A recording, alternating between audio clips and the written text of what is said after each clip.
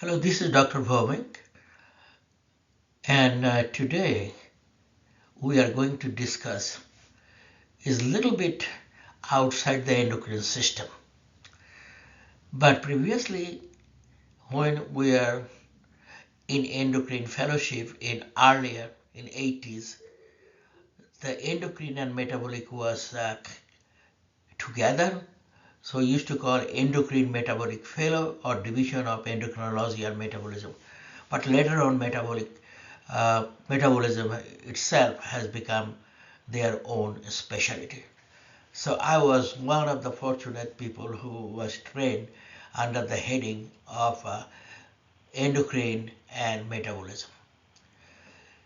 I have designed this lecture to make sure that this is friendly for our medical student, pediatric resident, as well as general pediatrician, and making sure the metabolic diseases that usually come in pediatric board examination or USMLE, and I cover all those areas. So without further discussion, let's go through the introduction. Metabolic disease are not as common as regular endocrine disease, such like congenital hypothyroidism, congenital adrenal hyperplasia. However, if it's not detected early on, the result could be devastating. It was first described by Garrod in 1908. He described the 4 inherited metabolic defects, and we used to call Garrod 4, and they are alkaptonuria, pentosuria, albinism, and cystinuria. And Dr. Garrod was the professor of medicine in Oxford University in England, and he succeeded the famous Dr. William Osler. Just a little bit of history. And metabolic defect involve protein, carbohydrate, fat, and there is lysosomal storage diseases as well. And I have decided to divide this lecture in 2 parts, because in one part it will be a little bit more prolonged, and also attention span of the people with this kind of lecture is not very much. So I have divided in 2 parts. And the second thing I have done a little bit different here also, that I have decided to make the slide with more lines.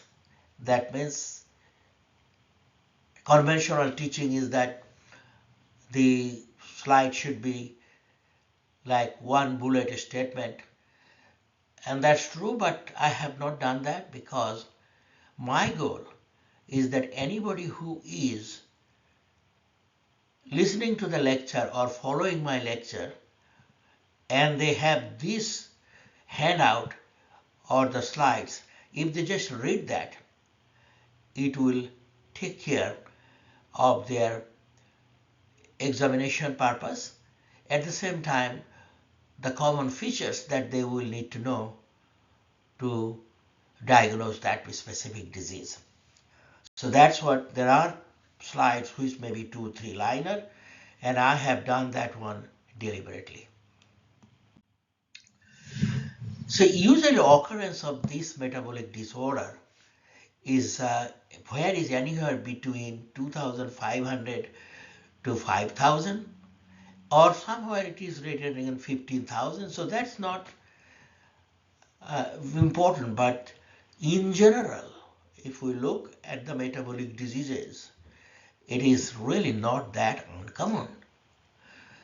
And most of the enzyme defect occurs, and that means the transmission of this condition is autosomal recessive. The places where it is a little bit different, I will emphasize those. And the classical forms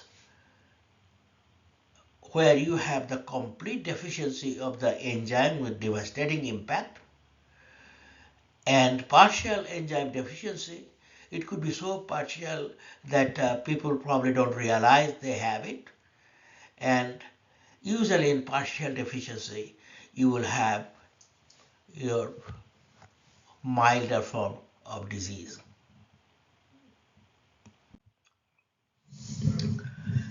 The clinical suspicion of metabolic disorder. There is a famous saying, what mind does not know, eyes do not see. I think this is very applicable in this area, because if you do not know some of the cardinal sign symptoms that this infant and the children present, then you are bound to make misdiagnosis.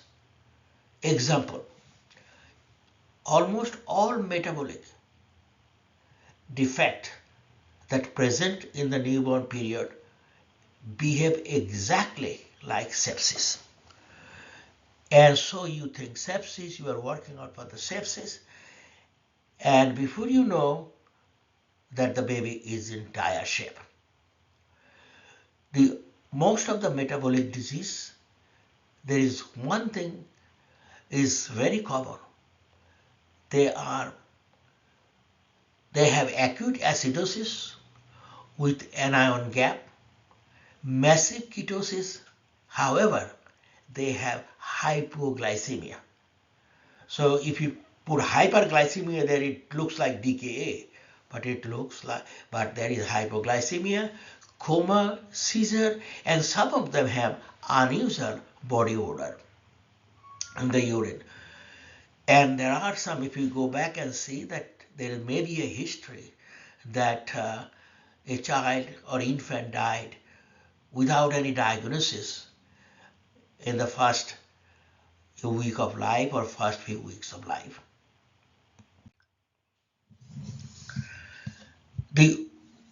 It's a board question that sometimes they like to ask, is that the odor sometimes could be suggestive of a diagnosis.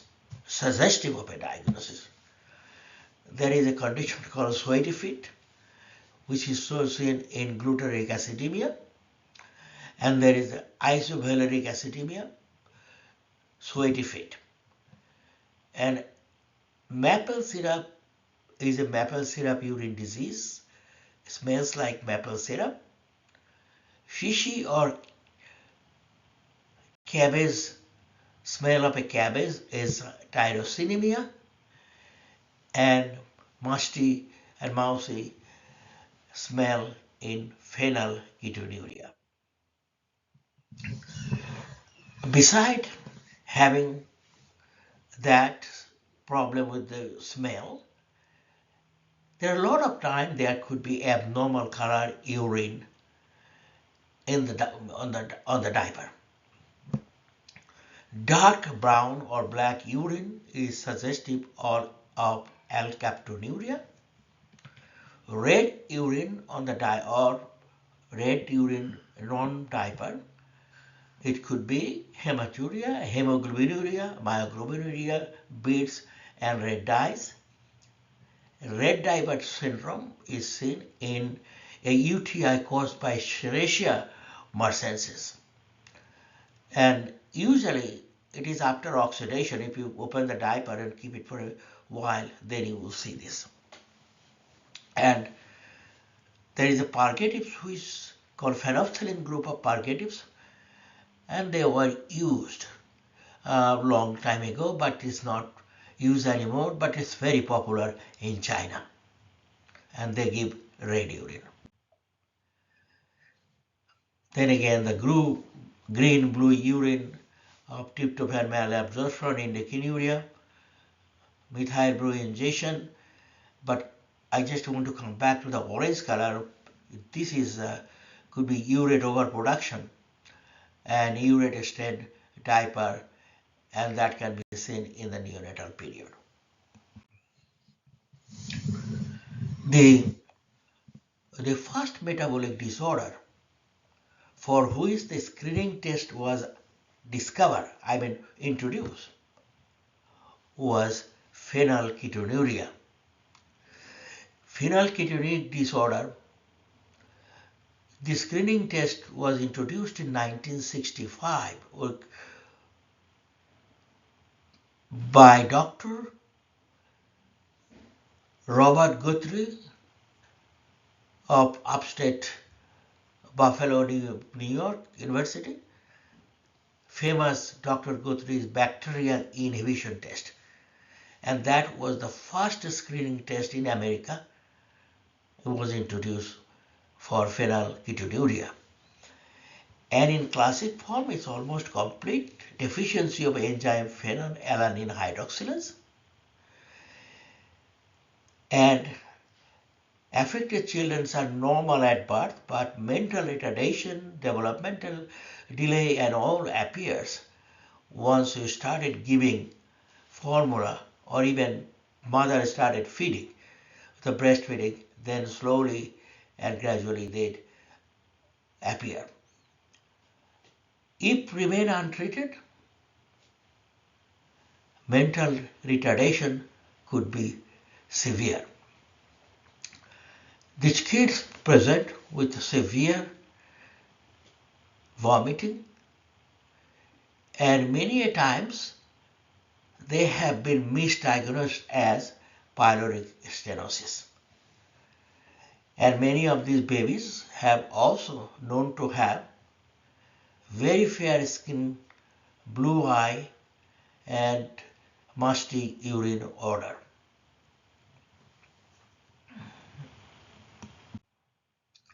And if you look at this metabolic pathway, diet, phenylalanine is coming from the diet, then it becomes phenylalanine, phenylpyruvic acid, and here it comes down to the tyrosine, dopamine, and melanin. So here is the block. The reason they are very fair because the melanin is not there, is less, and here is a block. And so it goes laterally on the right side and become phenylpyruvic acid. And tyrosine is one of the amino acids responsible for thyroid hormone synthesis. However, they are not hypothyroid because there are more sources of tyrosine than conversion of phenylalanine. So they are not hypothyroid. So if this question comes, answer that do the children, babies with the phenylketonuria develop hypothyroidism because there is lack of tyrosine? The answer is no. There is another source. And this is a picture that I have found from a textbook. And as you can see, very blonde hair, blue eyes, and very fair skin complexion. And this is a typical picture of phenylketonuria.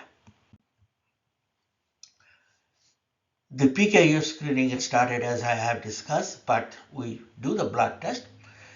In order to be diagnostic, the plasma phenylalanine level should be more than 20 milligram per dl. And if you look at the urine, there should be more phenylpyruvate and lactic acid. And so phenylalanine level more than 20 and increased urine phenylalanine and lactic acid is also diagnostic.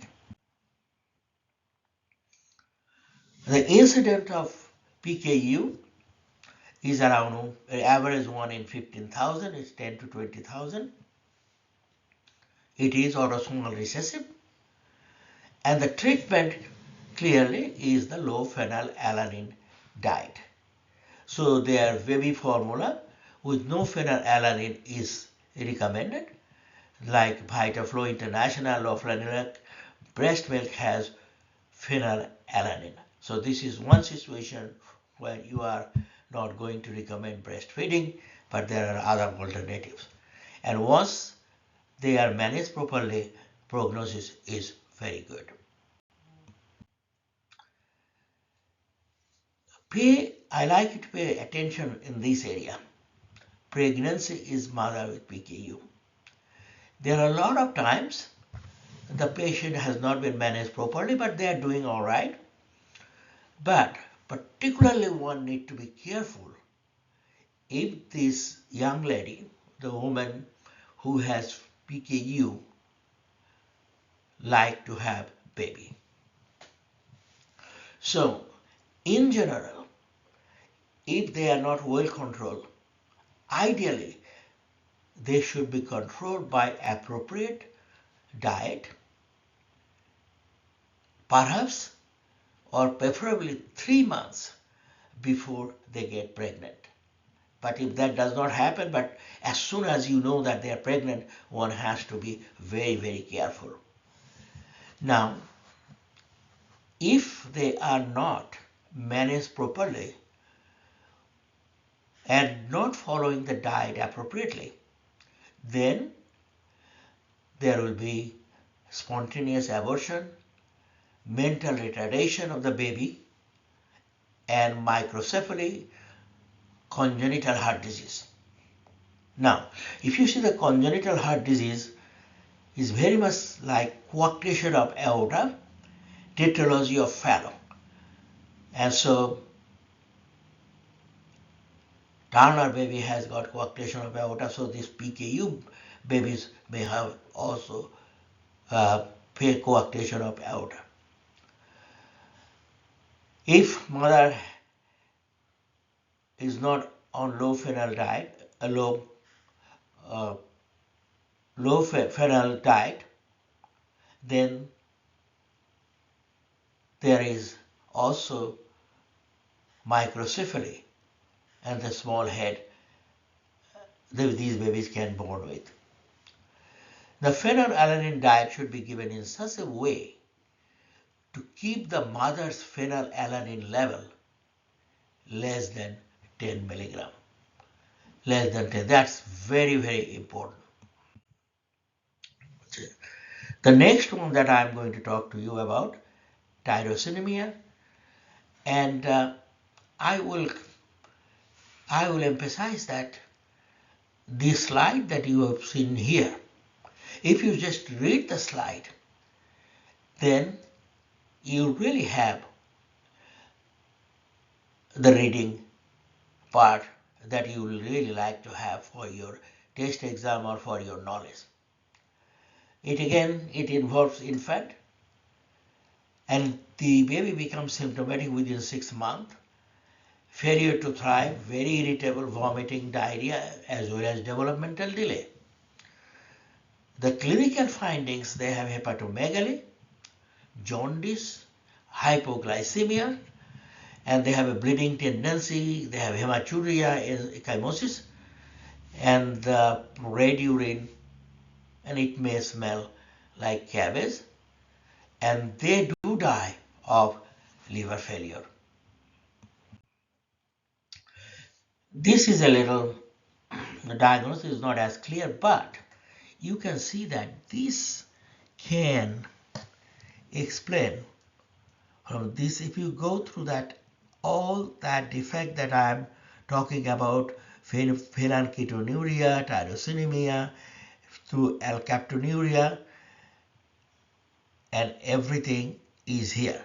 So please sit down and look at the slide and go through that, and as you can see, all this red cross mark is that defect of the enzyme, and as you can, it can explain the metabolic disorder of phenylalanine and tyrosine. And also as you go down, you can see the alkaptonuria. And so this is something that you probably like to see a little bit carefully. But let's move on to the next one. So how do you make the diagnosis?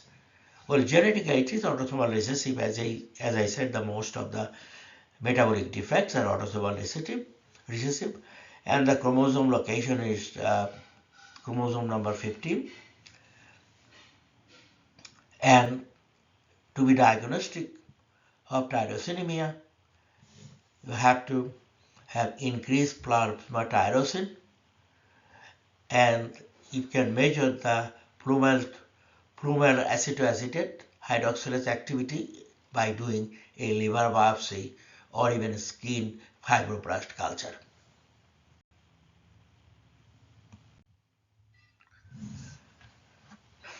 Treatment of tyrosinemia is a diet low in tyrosine, not only tyrosine, phenylalanine, methionine. The may result some clinical improvement. However, prognosis is not very good, and this patient continue to progress to liver failure. There is another condition they call alkaptonuria. The previous diagram or the pathway that I will show you, and you can see where is the defect. And this is again autosomal recessive. An enzyme deficiency here is homogenetic acid oxidase. Homogenetic acid oxidase deficiency, and the enzyme is expressed in kidney and the liver. One of the classical findings of alkaptonuria is dark urine, and especially if the urine is alkaline. As you know, the most of the urine is alkaline, so there will be dark urine. May not happen exactly right away. After exposing to the oxygen or the environment, it turns dark. However, if the urine is acidic, you may not see the classical picture. Or you have to wait for hours before you see the dark urine. So one of the things in alkaptonuria, that they will ask you they have dark urine. Okay, and then this is also clinical finding, darkening tissue due to the accumulation of the black polymer of homogenetic acid oxidase. And so that's called ochronosis. Ochronosis is the darkening of the tissue, and they develop, as they grow older, as they develop arthritis, very painful arthritis. And if you do the biopsy and look inside, the mesenchymal tissues are all look dark polymer. The other is they also developed a classical finding is black spot on the sclera or conjunctiva. Okay, so board question is where metabolic defect, where you can see the black spot in cornea or conjunctiva, and that's your alkaptonuria. Where you see the black urine, that's your alkaptonuria. And they also have mitral aortic valve calcification and higher incident of myocardial infarction. Beautiful picture of the dark spot of alkaptonuria. And here is the picture of a normal urine, and here is the picture of patient who has alkaptonuria. How dark is this? Look at how dark it is. Now, next come to the one of the devastating metabolic defect or disease is urea cycle defect. Usually these babies have poor feeding, hyperventilation, seizure, ataxia. Again, you might think some kind of infection or nervous system disorder, but always measure in a situation like that serum ammonia. The ammonia level is more than 200 millimole must be the first clue of making this diagnosis. And most common enzyme deficiency is OTC, ornithine transcarbamylase. Point to be noted here that this is X-ring recessive most of the time. So the baby boys are affected and they are seriously affected. So X-ring recessive. This is the deviation from most of the conditions that I have discussed so far, which are autosomal recessive. And again, the defect of the urea cycle that you can see that both patho is in mitochondria and cytoplasm. It is a bicarbonate, ammonia and 2 ATP. It comes carbonyl phosphatase, and then it goes to citrulline, and citrulline goes to the arganosuccinate, and then arginine. Either it produces urea or ornithine, and ornithine again produces citrulline. Okay, so there is a vicious circle here. So right here, this is the big enzyme deficiency is here, ornithine transcarbamylase. Okay. And this is a very good diagram. So when you study it, and if you look at the diagram, everything will be very aggressive treatment of hyperammonemia to prevent the brain injury, and the time on a drug sodium benzoate, sodium phenylactate, L-arginine has been used, but the new one is Revicta, and this is actually is a phenylbutyrate, glycerol phenylbutyrate, and that's oral solution that has been used, and patients should be transferred as quickly as possible to a metabolic specialist in the hospital where they present. There are not too many, so you have to find out where you can send them. The next one, we are going to talk about the problem with branched-chain amino acid. The branched-chain amino acid is your leucine, isoleucine, and valine. So this is because of the deficiency of branched-chain alpha keto acid dehydrogenase enzyme, and this is autosomal recessive, and as a result of that, there is marked elevation of branched-chain amino acid, leucine, isoleucine, and valine.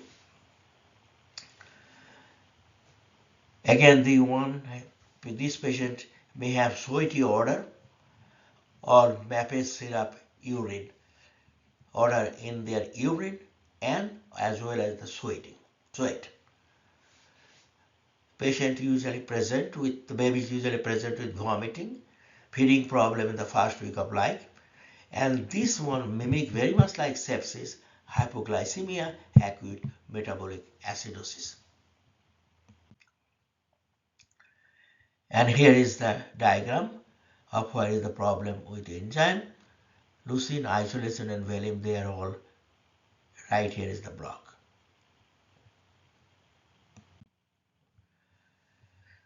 The treatment again, aggressive hydration, peritoneal dialysis in acute stage.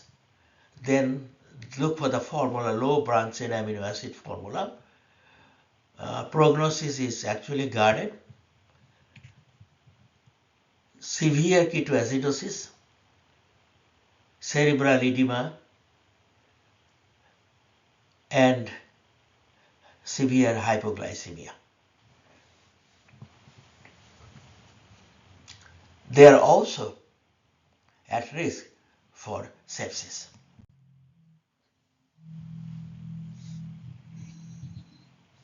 The next one is homocystinuria, and this one I have discussed when I have discussed the tall stature. This is autosomal recessive and failure to convert homocysteine to methionine. And the enzyme deficiency is CBS, or cystathione beta synthetase, and buildup of homocysteine occurs in the blood, and they look like Marfan syndrome, Marfanoid habitus, and frequently in your exam they ask you the difference between Marfan syndrome and homocystinuria. Well, homocystinuria, the patient has mental retardation and downward dislocation of the lens. In Marfan syndrome, it is upward dislocation, and homocystinuria is the downward dislocation of the end. And the cardiac defect in Marfan is dissecting aneurysm. In this case, is the frequent thromboembolic phenomenon, and they also have osteoporosis, and response could be partial to very little with vitamin B6 and vitamin B12. And the diet has to be restricted in methionine. And the details is discussed also in when I presented the evaluation of tall stature in pediatrics.